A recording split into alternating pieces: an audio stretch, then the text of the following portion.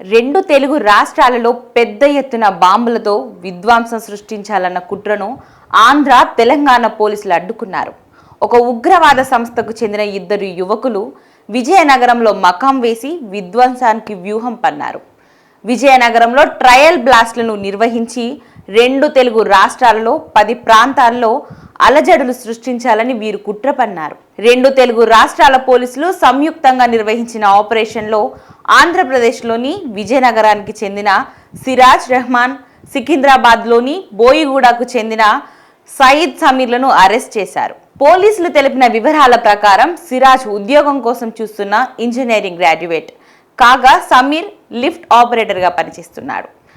వీరిద్దరూ అసీం అనే స్వయం ప్రకటిత ఉగ్రవాద సంస్థను ఏర్పాటు చేసుకున్నారు. దానికి సిరాజ్ అధిపతిగా, సమీర్ డెప్యూటీగా ఉన్నారు. ఇక ఇంజనీరింగ్ గ్రాడ్యుయేట్ అయిన సిరాజ్ గ్రూప్ 2 పరీక్షలకు సిద్ధం కావడానికి హైదరాబాద్కు మకాం మార్చాడు. అయితే ఈ సమయంలో అతను సమీర్ ఉగ్రవాద కార్యకలాపాలను చర్చించడానికి, ప్లాన్ చేయడానికి రహస్య సమావేశాలు నిర్వహించాడు. ఒక సౌదీ హ్యాండ్లర్ ఇన్స్టాగ్రామ్ ద్వారా వీరికి సూచనలు ఇచ్చాడు.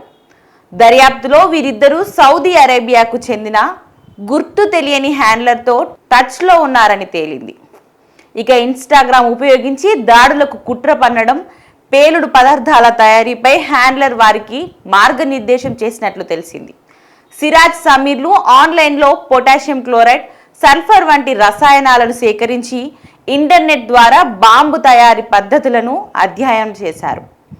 ముందుగా విజయనగరంలో రిహార్సల్స్ బ్లాస్ట్ నిర్వహించడానికి వారు ప్లాన్ చేశారు.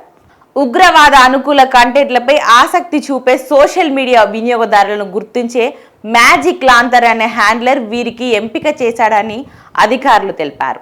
సిరాజ్, సమీర్లు విధ్వంస రచనలో భాగంగా కొంతమంది మైనర్లతో సహా మరో 28 మంది వ్యక్తులను నియమించుకున్నారని పోలీసులు దర్యాప్తులో తేలింది.